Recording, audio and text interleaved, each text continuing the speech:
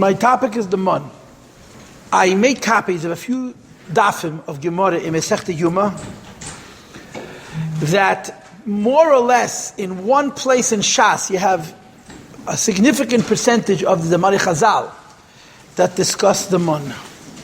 But before I go to the Gemara, and that's what I'm going to learn. I'm going to be learning a piece of Gemara. I'm going to read it inside and translate it. Before I go to the Gemara, I want to give you a short introduction about the man, the way it's explained in Chassidus. Normally the Chassidus would come last. I want to do the Chassidus first. From a mystical perspective, from a Kabbalistic perspective, how do you understand the man? The answer is the man is a food that requires no birur. The man is a food that requires no correction. Just the way it is, it's perfect. The meaning of birur means to fix. Every single piece of food that we eat physically requires a certain amount of fixing. For example, if you eat meat, you obviously have to kill the animal that you're going to eat. You have to kasha the animal you're going to eat. And then you have to cook the meat. You can't eat the meat raw. That's a birur. That's fixing the food that the Eibishter gave you. But there's more. There's more. When you swallow the food, your body breaks it down again. There's another birur. The food that you ingest does not become nourishing just the way it is. Your body has to break it down again. Which means, from a practical point of view, all food has a minimum of 2 types of birur and sometimes 3 types of birur. Okay? What will be an example of the first type of birur? I take a seed, I plant it in the ground. That seed is not food. That seed has to decompose, the seed has to rot, has to crack open, has to germinate, and a new plant grows, and from that plant you get a little growth, which becomes later whatever it is, either a vegetable or a grain or the beginnings of a tree. Eventually, fruit or edible food emerges. So it's a birur, right? You started off with a seed, you started off with a pit. There was a whole process until you got edible food. That's birur number 1. But then there's birur number 2. You have to prepare it, like bread. You take wheat, you grind it into flour, you mix it with water and other ingredients. You have to bake it. Now it's ready to eat. That's birur number 2. And then when the person eats it and they chews it and digests it and breaks it down, that's birur number 3. There are instances where there are only 2 birurim. For example, I'm eating fresh fruit or anything that I can eat raw. So there's only 2 birurim. There's the birurim of it growing, and then of course there's the birurim of me eating it. Water is interesting, but even water has to be broken. But that's an interesting observation. The man had no birur. The mystical definition of the man is nourishment. The way you take it is the way it nourishes. There's absolutely no process of birurim. The Gemara brings that there is a heaven which is called Shchakim. That Alter brings it in Tanya. There are 7 heavens. One of the 7 heavens is called Shchakim. The heaven which is called Shchakim, the Gemara says, is Shama Kadosh Baruch Hu Teichin or Sheichik Man La Tzadikim. The Eibishter grinds out man for the Tzadikim. And the word to grind or to mill seems to denote a birur, but the way it's understood is not the man doesn't go through any change. It simply comes out of this heaven which is called Shchakim, and it reaches us. The nature, the mystical process of man is something that needs 0 correction. Kabbalistically, I'm just going to say a bunch of holy words, don't worry about them. The Shadish of man is from Gvuras of Atik Kadisha, which comes down through Botzina de Kardonisa, in Pnimiyas HaChochma, and then it comes into Hishtalshalos. I said that just for the camera, okay? It means to say that man comes from a madrege, which is atzmus.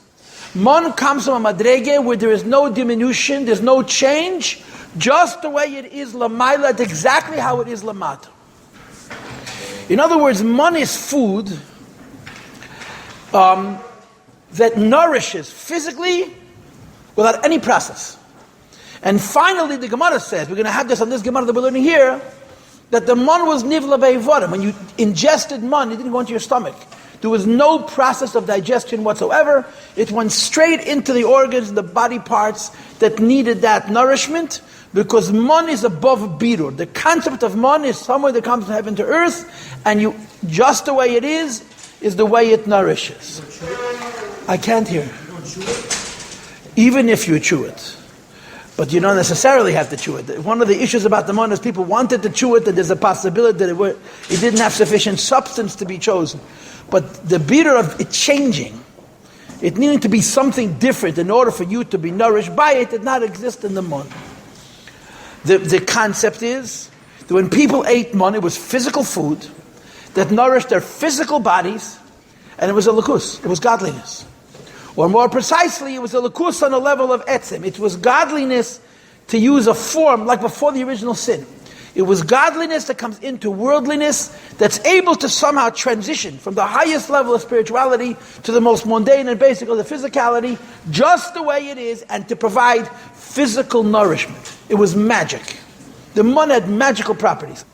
But there's more. There's more. The man came every single day. And everybody got the same amount. The amount of man that you got was an asiris ha'efa. An asiris ha'efa is actually a considerable amount of food. It's more food than we eat in a day. Asiris ha'efa is about 5 pounds of bread. How many people do you know eat 5 pounds of bread in a day? The shaila is only whether it's measured in weight or in volume. The man may have been very light. And the klal shiyurim that we measure in Torah are not weight, they're volume, how much space it takes up. Asiras Ha'efa is a lot. For the technical measure of Asiras Ha'efa is 43 1/5 eggs. And an egg is considered 2 olives, 2 kazesim. It's a lot of kamos, it's a lot of food. And every single person got Mem Gimel Bein V'Chemesh Bein got Asiras Ha'efa if they were Oig Melech HaBashan, if they were a baby. Everybody got a shear of man every day. And the way it's described in the Chumash, I remember my teacher teaching this to me, if you took an 18-wheeler truck and you filled it with man, and you came home, you had an asiras ha'efa. You took a teaspoon, you filled it with man, you took it home, you had an asiras ha'efa. This is another miraculous property about the man, that it wasn't measured in kamos. It had a measure, but it wasn't measured in kamos. No matter how much you took the most or you took the least, every single yid, from adult to child to baby, ended up with the same shear of man, which was an asiras ha'efa. It's a very unusual idea. We have physical food, that the only way to say this philosophically, that's defined entirely by echos. It's a food which is defined by its quality, not by its quantity. There was a quantity to it, but the quantity was constant. Everybody got the same amount. A person who weighed 400 pounds, a person who weighed 12 pounds, everybody got the same asiras ha'efa. This is the way the man was. And of course, you were not allowed to save it from a day to a day. Naturally, the sun would cause the man to melt. And the Chazal say that it would enter into the streams, into the waters, and the animals would drink this water, and the goyim would eat the meat from those animals, and they would taste the man in the meat that they were eating, and they would know, Zeh Shvachan Shel Yisrael.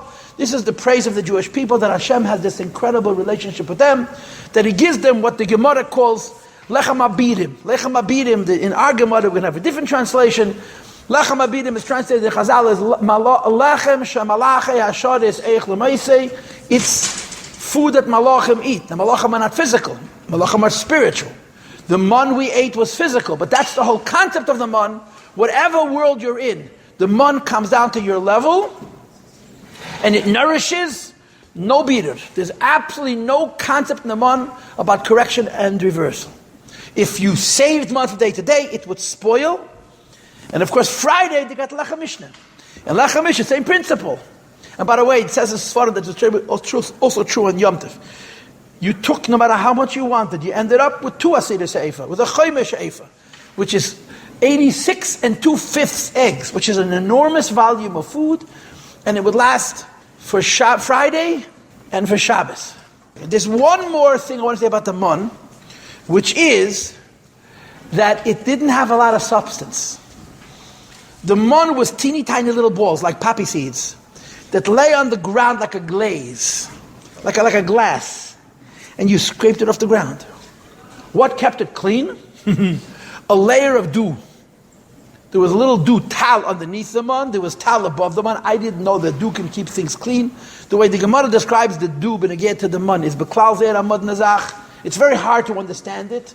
And by the way, mystically, dew is different than rain. Tal is different than geshem.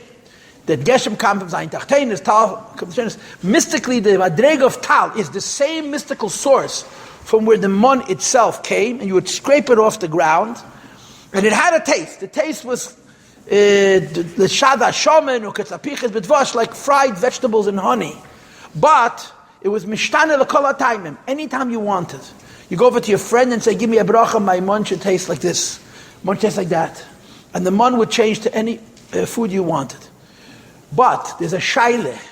If you wanted your mun to taste like pizza or a hot dog, you're biting into these teeny tiny little balls. You couldn't really chew it; it would melt in your mouth. And one of the tightness that the Yidden had about the mun, first of all, they were afraid that one day they're going to explode. They never went to the bathroom. And V'Hashem had every taste in the world, but it had no, you couldn't chew it, you couldn't bite into it, it had no substance. Here in the Gemara, you're going to see soon, in Mitzvah Hashem, two opinions about this. But this was the reality of the mun. It was physical food with very spiritual properties. Number one, no birur. And number two, it was eichos. This is a really interesting phenomenon.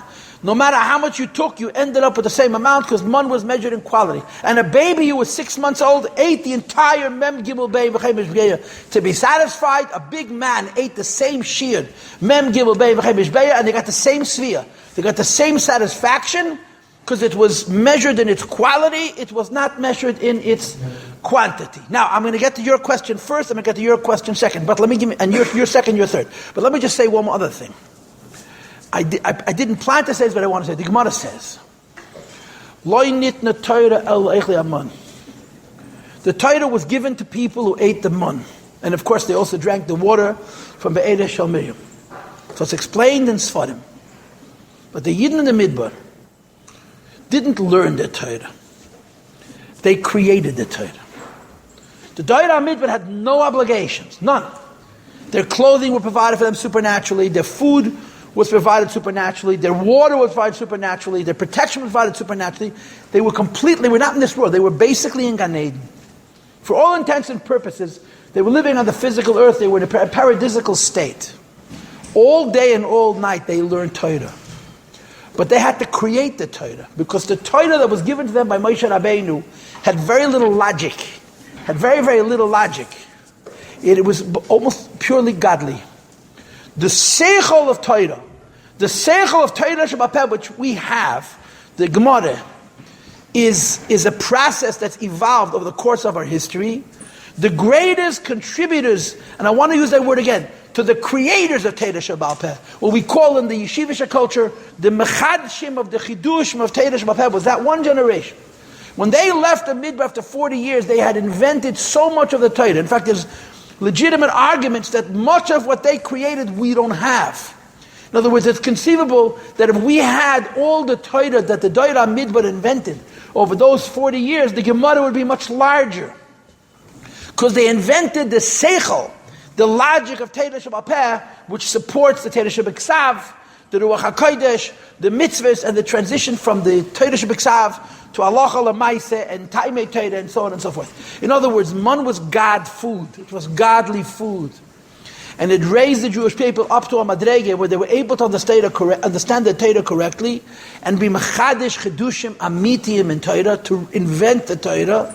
And the Torah we learn is to a considerable degree the Torah they created over the course of those 40 years. Okay, this is this is a brief overview of the mun. Now I'm going to let you ask your questions, and then I'm going to try and learn some of these Gemaras. Ha'man HaKohen. The mun was like mushroom. Like it was physical, it was spiritual, and it was magical. Well, mushrooms is not exactly that. I understand why you're comparing it to mushrooms, but it was much more refined. And again, the downside of mun, you couldn't bite into it. It had no substance. And they wanted to eat. Huh? In the Gemara here, there's going to be two opinions. But in one opinion, that's the way it was. Yeah. Go ahead. I wasn't specifically Oh, I have no idea. I mean, the way they flip it is the other way. The shear of an ephah, which is a kur, we learn from the mun, And the man was an asida se'efa. An efa, I think an efa is a cord, which is 30 saw, but I may be wrong about that also. I think an efa is gimel saw. It doesn't sound right. It doesn't sound right at all. No, it doesn't sound right. 3 saw is an asida se'efa. But how do you have mem gimel be'efa? No, we're missing something. Oh, the efa is 3 saw, and this is a tenth of that. Oh, thank you for the correction. So a lot of the shiurim that we have in Torah is based on those shiurim. That's why Bishop gave it. So there's no reason behind it? Just that specific number because Shem said it? That I've never seen an explanation. What would happen if a person takes 2 servings of money? He wouldn't have them. He just wouldn't have them. Yep. If you take a wagon load and you end up with a bucket. If you take a spoonful and you end up with a bucket full. If you had like a family of 6, you'd collect for your own family? So that's an interesting question, how it was collected. And there's different madrigas. Some people opened their door, they found it there. Some people had to take a walk, some people had to go outside the camp. So if you're taking one for your children, Daf Menklerin, what was the Maimed Matzav? I don't know whether this was even possible for one person to collect one for somebody else. I'm not even sure it was possible. I saw a baby. Well, the baby is nursing, but from the time the baby could walk and eat, yes, they had to go collect one. It wasn't hard. You picked it up and put it in your mouth. And no matter how much you took, you had Nasir Seifa. Case closed. What if they can't walk in? They still need. So their mother took him outside. They had nothing else to do. Nothing else to do. They took one. Again, assuming you couldn't take it for somebody else, but I've never ever seen this question raised. If a baby just took a year of a serious sefer, what is that? He had the equivalent of a Nasir Seifa. In other words, did it first expand and then shrink? I don't know. It just took one piece and stayed somewhere. The whole day, right. No matter how much you took, you couldn't get more than a Nasir Seifa, and though how little you took, you ended up with a Nasir Seifa. So we know how much. But why is that's more food than a person needs? It's an enormous amount of food. The only teres I can give you that's down to earth is that we measure shiurim by volume. You know what volume means? Area. Cotton candy, mem gimel bey, v'chemesh bey is not a lot of food. In other words, the area that it takes to hold 43 1/5 eggs, if it's dough, it's 5 pounds. But if it's cotton candy, it's not particularly healthy, but it's not a lot of mass, it's a lot of volume, a lot of area. The mun was very fine, but it sounds like a lot of food.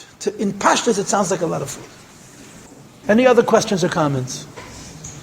Okay, now let's learn the Gemaras. Okay, we're going to learn the Gemaras together. If anybody wants this set of sheets, of course you will flatter me and delight me for showing an interest. I'll be happy to send them to you in a PDF. I didn't print them out because it's 4 pages. I didn't want to get all carried away. But I wrote down a bunch of numbers. And I didn't write them in the order of the Gemara. I wrote them in the order that I feel that I should observe these Gemaras benegeh to the Mun. And I'm going to read them one at a time and I'm going to explain them. Some of them I'm just going to read and translate. Others I'm going to offer some more commentary. But it's all going to be based on the Yesod that I just laid down. Vayomer Moshe, Moshe Rabbeinu says, this is the bottom of Daf Ayin Hey Amud Aleph from Masechta Yuma.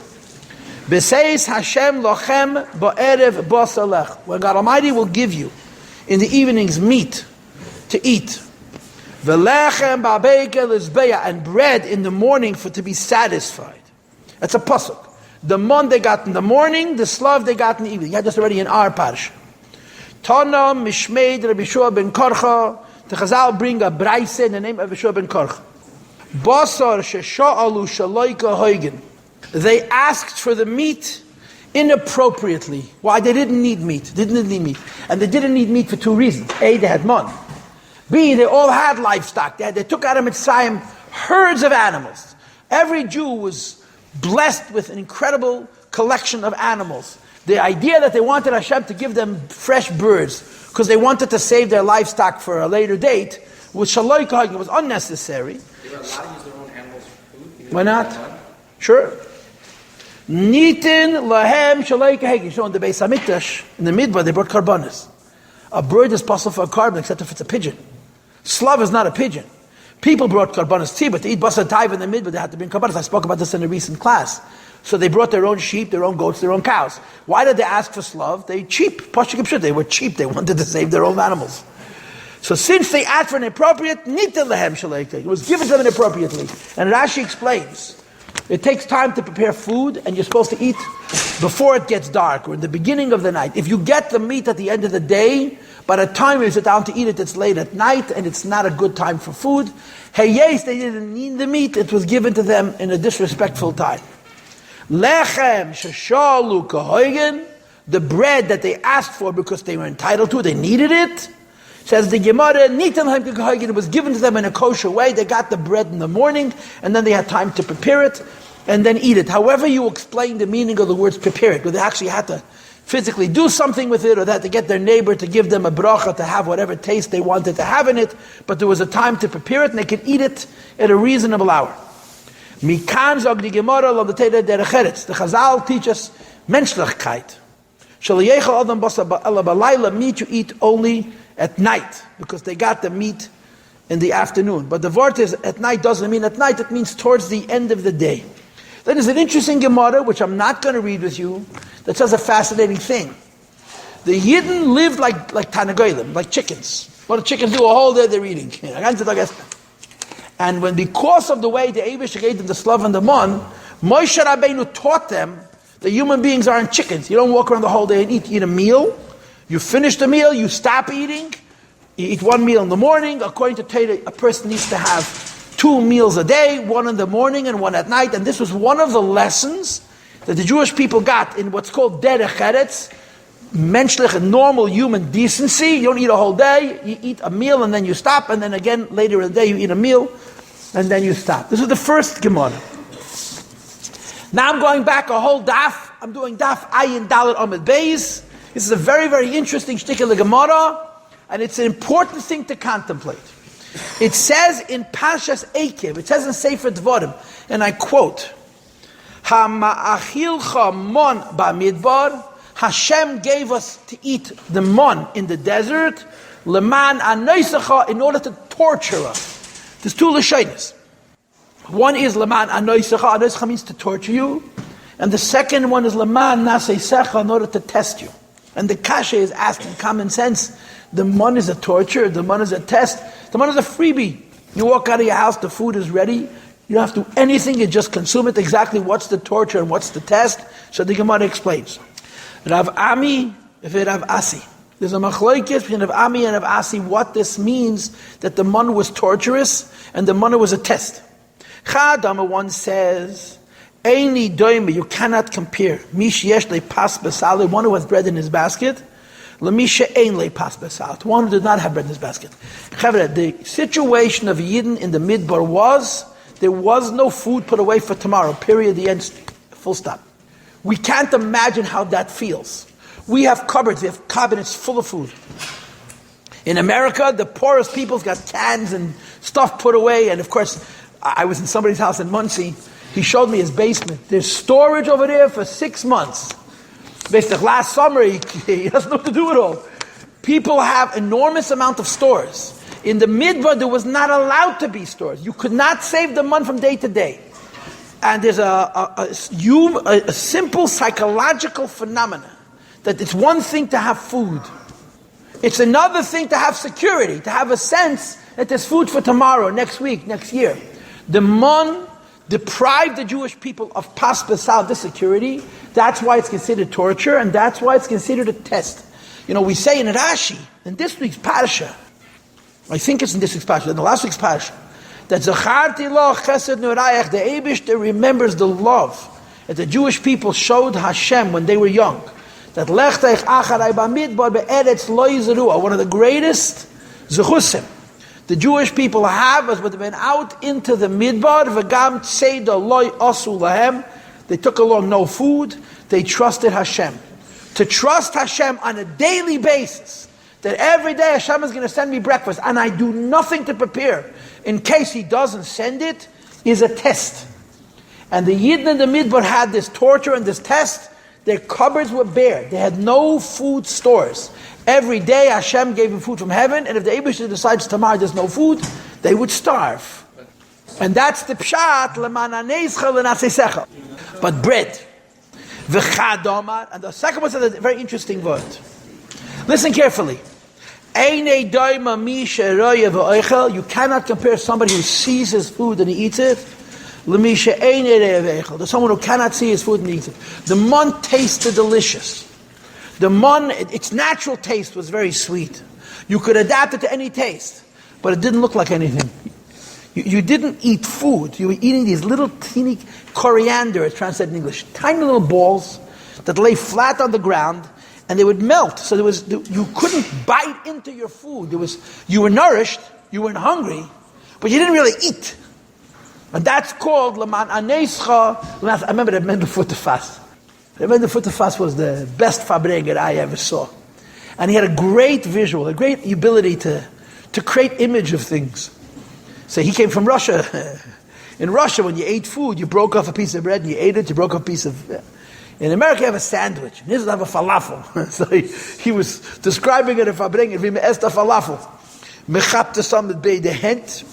You grab it with both hands, me get them a cook on, you look at it, or me get them a bis, you bite into it. According to halachas of derech eretz, you're not supposed to bite into food. You're supposed to break off a piece and eat. Halachically, you're not supposed to bite even to bread. You break off the bread and then you put it in your mouth whole. But we eat sandwiches and we eat falafel. There is no way to eat a sandwich unless you have these little mini sandwiches, because halachically you're not supposed to bite off food for many reasons. You're supposed to put the whole thing into your mouth. So you break it first. But we get this a cook on, or we get a bis. The man provided none of those things. You couldn't chop it with the hand. It melted in your hands. You couldn't give him a cook on, didn't look like anything, and you couldn't give him a bis. And that's the pshat, Laman Anescha, L'Nasei. It nourished them, but they were basically eating ruchniisdik of food. Okay? Now I'm going to do the third Maimar Chazal. This was torturing according to the Gemara. What torture is. The Gemara uses the Lashon L'Nasei Secha. That makes sense to complain about it. They felt they were being tortured. Well, the torture was that they shouldn't complain. There's two Lashonos. Tortured and tested. Both. They go together. They're in one sequence. The Gemara here brings the Lashon Anescha, but it's Anescha. It was a question of faith, really. The life of Yid in the Midbar was not a normal physical life. The expectation was that they should be on a very high spiritual level and not protest. But I heard what you said.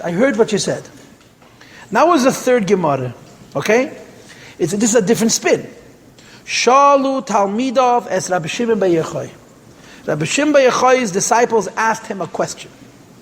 Mipnei ma lo yorad lehem liyisrael mon pa'amachas b'shana. Why didn't the Eibush do with the mon like he does with Panasa nowadays?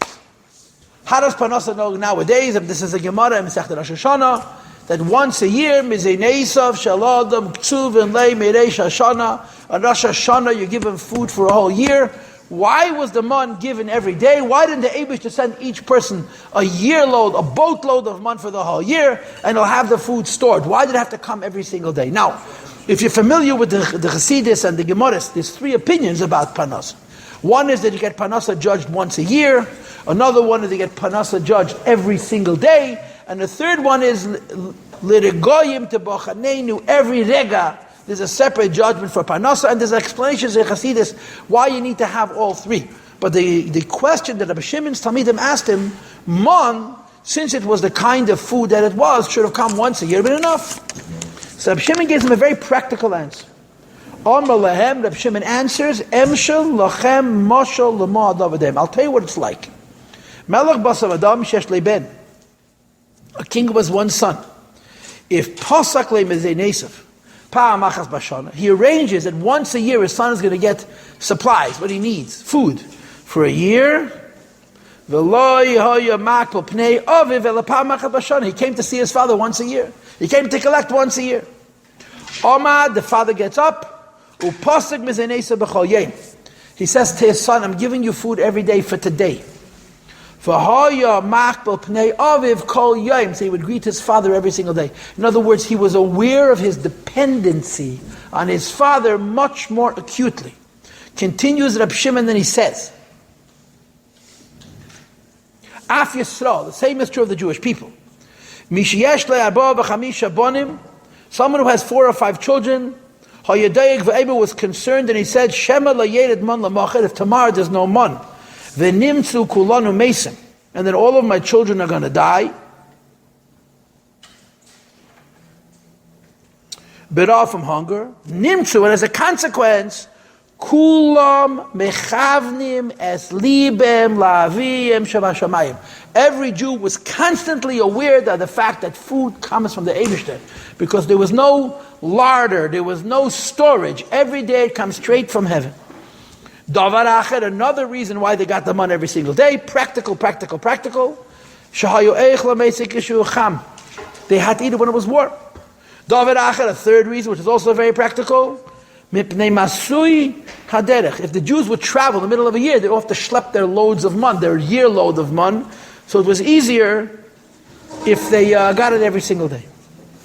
Okay, so these three opinions in the Gemara speak to the same idea, that the parnasa that the man provided required an enormous amount of trust and faith in HaKadosh Baruch Hu, because there was no storing it, there was no holding it. Every single day we got an Eibishter in a separate way. Now, next Gemara. This is so interesting, Chavre. Het Chana Gemara. Tanya Rabbi Yosi Eimer. We learned in a Brais, Rabbi Yosi says, Kishem shahanovi hayamagid lem liyisrael masha b'cheirin and masha b'tzedakah. We know a prophet can see what nobody else can see. You hide something in your basement, you hide something in a crack in the wall. A Navi can see it. Naviim can see everything.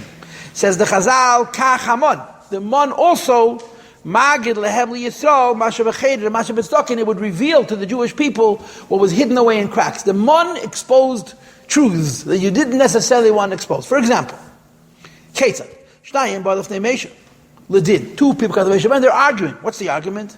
Zeh eimer avdi ganafta, v'zeh eimer ata mechartali. Reuven and Shimon come to Meisha Rabbeinu. Reuven says to Shimon, this is my slave, and he stole it.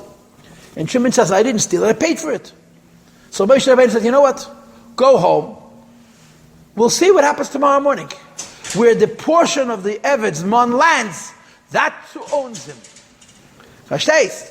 Amale Meisha says, Lebeker mishpat, Lemacha. Tomorrow morning you'll know. If you'll find the Eved's portion of money by the home of the first master, you know, he just stole it. If the man will appear at the home of the second master, you'll know that he sold it to him. And then he continues and he says, V'chein ish v'isha, same happened between husbands and wives. Shabo if they meisha ledin, they came to Meisha for din teira, zeh eimen he sarach alai, v'hi meres hu sarach alai. Each one is accused another one of doing an avera. And Meisha Rabbeinu says, if she did an avera, her man is going to come by her father's house. If she didn't do an avera, her man is going to come by her husband's house. And they were able to determine things that which nobody else was able to know, because the man, which came straight from the Eibishter, determined things for people, took away all uncertainty. That's another Gemara. Next, I'm reading Nachash Tikkel. Yes, sir. Isn't there like an idea of something like that should be able to decide like what happens down here? Like you can't say she did something based on the month. In terms of punishment? So that's the shaila. Right? Teira leba shamayim, right? You know that halacha, right? Is teira leba shamayim halacha or not? Everybody assumes it is. It happens to be a machlekes tanoim. The story. I know. But the halacha is not necessarily like that opinion. It's conceivable that the halacha is that you can rely on a bas. The halacha is more complicated than you think. And if you go on the opinion that Torah can come from Shamayim, you have a psak. I'll read one more. I have so many good ones to read, but I'll just read one more. Uberedes hatal al hamachane laila. Every night, a layer of dew would descend on the ground. Yered haman alav, and on top of that layer of dew there'd be the man, and the dew protected it from becoming dirty. And on top of the man, there was another layer of dew. And this is of course the source of the halacha, that on Shabbos and on Yom Tov, when you put down the challah, the bread on the table, it's supposed to have a tray underneath or a napkin underneath and a napkin on top. Just like in the Midbar, the Lechem Mishnah was covered on top and the bottom with dew, tau, D-E-W. So by us also, we put by the table something underneath the bread and something on top of the bread. Zag di Gemara uksiv, v'yatza ha'am v'laktu, the people went out to collect. Uksiv, and it says the third person, shatu ha'am v'laktu. That means that they go out of the camp to collect. So you have three psukim. One is that the man came with the dew. The second one is the people went out to collect it, and the third means they had to go out of the camp and collect it. HaKeitzad, how does this work out? Tzadikim, Yar the Pesach Beis Matei. Tzadikim opened the door, the man was right there. Beinanim, Yotzav V'loktu. Beinim went out to collect it, but it was in the camp. Rishoyim Shatu V'loktu. The Rishoyim had to go far away. The word Shatu means they had to, like the word Shita, to go off their path in order to find the man. Ksiv Lechem, Uksiv Ugeis, Uksiv Tachanum. It says about the man that it was ready to eat bread. It says about the man it was ready to eat. Ugeis means crackers or wafers. And it says about the man that they had to grind it up and prepare it. HaKeitzad, how does that work? Tzadikim Lechem. Tzadikim got ready to eat bread. Beinanim Ugeis. The Beinim got to eat Ugeis, which is considered less optimum. And the Rishoyim, Tochanu B'Rechaim, B'Docham Amdoicha, the Rishoyim had to actually go ahead and prepare it. Okay, there's one Gemara that I want to mention because it has to do with the question that a lot of you asked. It says in Pasuk that the man had the taste of any food except for 5 things. What were the 5 things? Do you remember? Kishuim, abatichim, b'tzolim, right? Shumim, it didn't taste like cucumbers, it didn't taste like onions, it didn't taste like garlic. And Rashi says, why did the man mishtana l'chol ha'taimim? Why did the man take on all tastes? And the chamisha elu didn't change. So the Gemara says, because it's kosher, it's a difficult food for people who are pregnant to eat. So there's 2 opinions in the Gemara. As akishoim v'savaticham, I'm just reading this and then I'm stopping. Rav Ami and Rav Asi. There's a machlekes between Rav Ami and Rav Asi, who were Tanaim from Eretz Yisrael. Chad Amar, one says, Tam kolaminim tamei b'mon. In the mon, a person could taste any food he wanted. Tam chameshes haminim halalu loy tamu b'mon. The taste of these 5 things you couldn't have in the mon. So Rav Ami holds that the mon could not taste like kishuyim and abatichim and betzolim and so on. The chadam, the second opinion is tam kolaminim tamu taimon. All foods you could taste the flavor in the mon umamosham. That you could actually taste the substance. For halalu, these 5 things tamon v'loy mamosham. So there's one opinion who says that there was b'chlal no mamoshas to the mon. There was just a taste, and these 5 things that couldn't have that taste. The second opinion says, no, you could taste also these 5 things. But mamosha, if you wanted to taste the substance, if you wanted the man to taste like another food, it would also feel like that other food. But these 5 things, you could have the taste and not the food. I want to remind you, this second opinion is not consistent with the Gemara on Ayin Daled Amud Beis, that you couldn't see the man. Okay, now I have more to tell you, but I'm going to daven Ma'ariv, and I'll see you tomorrow morning, Mr. Shem.